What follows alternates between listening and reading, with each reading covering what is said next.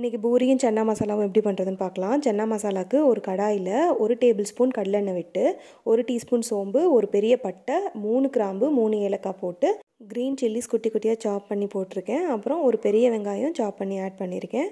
இதை நல்லா வதக்கிட்டு 1 டீஸ்பூன் இஞ்சி பூடு பேஸ்ட் போட்டு வதக்கிட்டு 4 தக்காளியை பியூரி பண்ணி வச்சுருக்கேன். அதையும் ஆட் பண்ணிவிட்டு இப்போ மஞ்சள் பொடி 1/4 teaspoon, chilli powder 2 teaspoon, coriander powder 2 teaspoon போட்டு நல்லா வதக்கிடணும். அதோட 1 டீஸ்பூன் சீரகப்பொடி போட்டுட்டு கருவேப்பிலை ஆட் பண்ணிவிட்டு அப்புறம் நம்ம சென்னா வேக வச்ச தண்ணியை மட்டும் ஆட் பண்ணி அதை நல்லா கொதிக்க விடணும். தண்ணி கொதிச்சதுக்கப்புறம் நம்ம பாயில் பண்ண சென்னாவையும் உள்ளே ஆட் பண்ணிவிட்டு நல்லா மூடி வச்சு குக் பண்ணணும். அப்போ தான் சென்னா அந்த மசாலாவோட நல்லா மிக்ஸ் ஆகும். மூடி வச்சு குக் பண்ணுறதுலேயே கிரேவி திக்காகிடும். அதுக்கப்புறம் 1 டீஸ்பூன் கரம் மசாலா ஆட் பண்ணணும். அப்புறம் நல்லா கொதிக்க விடணும். கொதிக்க விட்டுட்டு நம்ம அந்த சென்னாவெல்லாம் ப்ரெஸ் பண்ணி விடணும். அப்போ தான் கிரேவி நல்லா திக்காகும். இப்போ நல்லா திக்கானதுக்கப்புறம் நம்ம கசூரி மெத்தி மேலாப்பில் ஆட் பண்ணிவிட்டு க்ரஷ் பண்ணி ஆட் பண்ணிக்கணும். அதுக்கப்புறம் கொரியாண்டர் லீவ்ஸும் கொஞ்சம் ஆட் பண்ணிவிட்டு அப்படியே க்ளோஸ் பண்ணி அடுப்பை ஆஃப் பண்ணி வச்சிடணும்.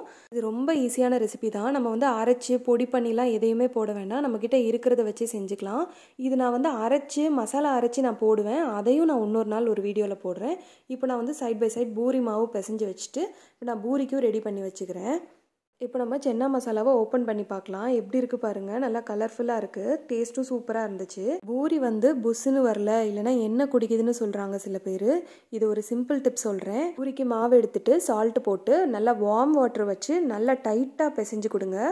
சப்பாத்தி மாவு மாதிரியும் இருக்கக்கூடாது, ரொம்ப ஹார்டாகவும் இருக்கக்கூடாது, மீடியமாக இருக்கணும். ஆனால் பிசையும் போது நீங்கள் நல்லா டைட்டாக இறுக்கமாக பிசைகிறீங்களான்னு மட்டும் பார்த்துக்கோங்க. 5 மினிட்ஸ் ரெஸ்ட்டு கொடுத்துட்டு சப்பாத்தி கட்டையில் எண்ணெய் போட்டு தேய்ங்க, மாவு போட்டு தேய்க்காதீங்க. அதுவும் இல்லாமல் பூரியை ரொம்ப நைஸாக தேய்க்காமல் கொஞ்சம் கனமாக தேய்ச்சிங்கன்னா எண்ணெயில் போடும்போது நல்லா புஸ்ஸுன்னு வரும். இதே மாதிரி ட்ரை பண்ணி பாருங்கள். ட்ரை பண்ணிவிட்டு எனக்கு கமெண்ட்ஸில் சொல்லுங்கள். பாய்.